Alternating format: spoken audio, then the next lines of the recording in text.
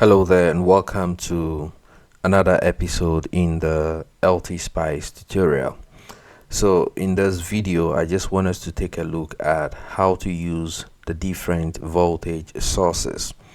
There are actually many of them, but I'm just going to show you how to use 3 of them, and then we talk about the rest later when they become important. Okay, so I'm going to start by just putting a voltage source here like this, and I'm going to extend the wire, not because it's needed, I just want you to see everything that's going on in here properly. So I'm just extending a wire from here to here, that's fine, and I'm going to put my ground here, and then I'll define an output label I'm going to call VCC or Vout. Let's say VCC, and I'm going to set that as an output, and then I'll connect it up here.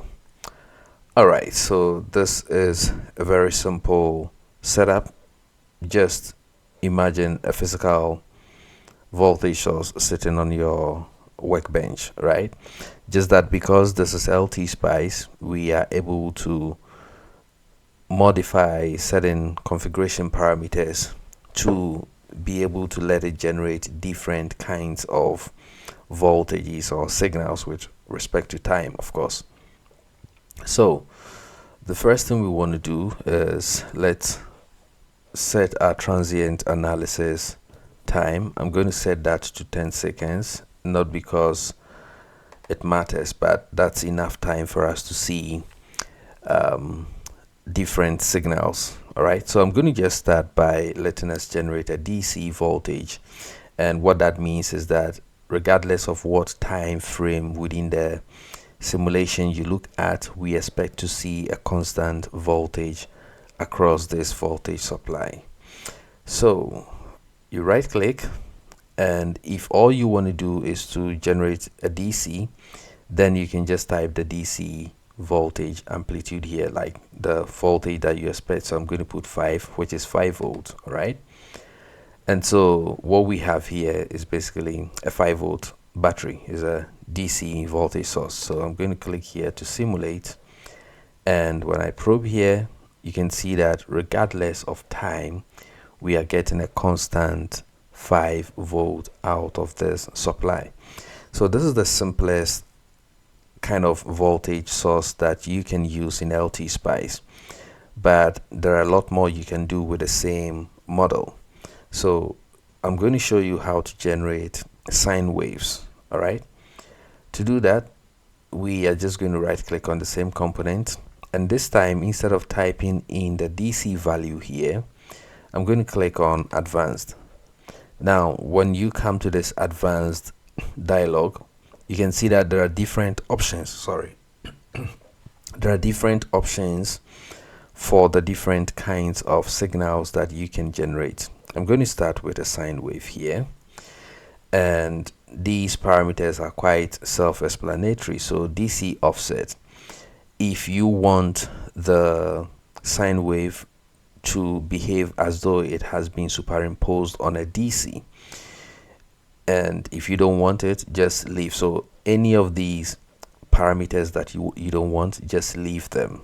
Okay, so in this particular case, I'm not going to set a DC offset, and I'm going to set the amplitude to 5.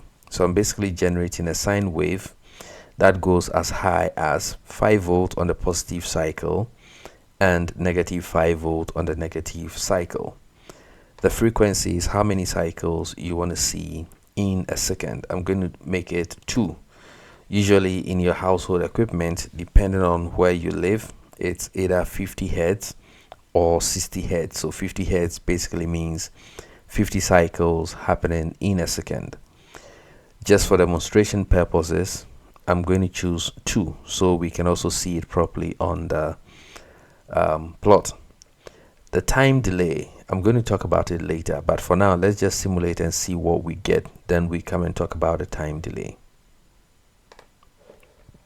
So I've simulated the same circuit, and because I was already probing across here, it is showing what we have to see. And as you can confirm, the amplitude on the positive half cycle is 5 volt. The amplitude on the negative half cycle is negative 5 volt, and we set that it should have a frequency of 2 hertz. And so what that means is that when you look at every 1 second duration on the time scale, you expect to see 2 complete cycles. So this is the first second, and you are seeing 2 complete cycles, and then between this and this you are seeing 2 complete cycles.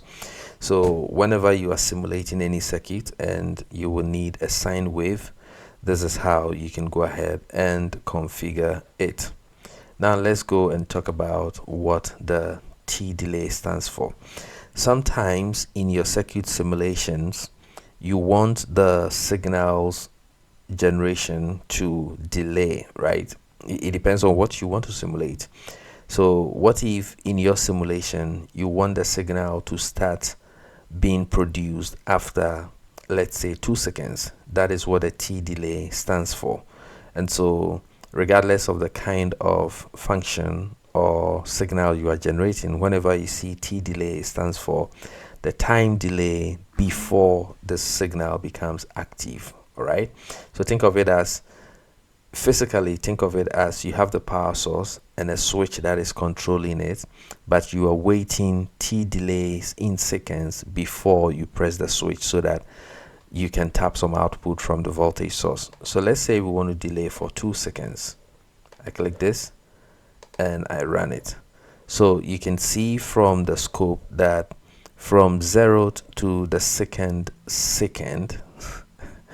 so from 0 to 2 seconds, it was 0 volts. So this is the point where, like I said, you are imagining that there is a switch controlling this, and you pressed the switch on the second, right, on time 2 seconds. So before that was pressed, it's gonna be 0. So again, it depends on the kind of simulation you are doing and when you want this output to be active in your circuit so that you can perform the right analysis that is fitting for what you want to do. All right, let's look at the others. So there's theta, there's phi, there's n cycles. This has to do with phase angles, and if we get to the point where we are simulating some circuits that needs these kind of stuff, then I'm going to talk about them. So that will be it for now on sine waves. Now let's talk about the pulse. I'm going to clear everything here so that we can also take a look at the important pieces one by one. All right, so when you want to generate a pulse, it is asking you for a V initial, which is the initial voltage. Where do you want your pulse to start from? You can leave it if you want to start from 0, but I am pedantic, so I'm going to type 0 in there. And then V on. V on is what is the voltage that should be there when you say your pulse is on. I'm going to set it to 5 volt here. And here we've come to meet our friend T delay once more. But before we use it, I want us to simulate this and then see what we see on the scope. Minimum parameters. Okay, so it's expecting at least 4 parameters and only 2 have been specified. All right, so time delay, how many seconds do you want to wait before this is activated? So let's say we want to wait for 1 second, and there's T rise. The T rise is the rise time, so the time it takes for your pulse to go from V initial to V on. All right, so let's set that to, let's say, 5 milliseconds, and to do milliseconds you do 5m, right? So I click this and I click simulate, and I'm going to probe here, and let's look at what we see on the scope. So we said it should delay for 1 second, so between 0 and 1 it was 0. And again, V initial is 0. Okay, V on is 5, so when it's on it's 5 volt. And which one is this one here? Let me check again. So time delay is 1, so that is why there's a delay of 1 second between it going from 0 volts to 5 volts. And then there's the T rise, which is the actual rise time, the time it takes. So T delay is when the pulse should be active, but the rise time is the time it takes it to rise from V initial to V on. And if you look at the plot this way, it might not look very obvious what is going on, even though you can attest that this line here is not straight, which communicates the fact that there is some time difference between when it's moving from 0 to 5. But to see that clearly, you can select this region on the plot, and that is going to zoom into that particular plot. So now you see it clearly that it is not a straight line, and if we measure the time from this point to this point, we are going to get the 5 milliseconds that we expect. This same pulse signal can be used to generate square waves or pulse width modulation, but like I said, I just want to take us through baby steps before we start doing advanced stuff. So now you know how to generate DC, you've always known this.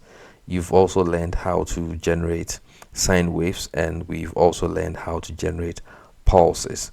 Thank you very much for watching this, and I will see you in the next video.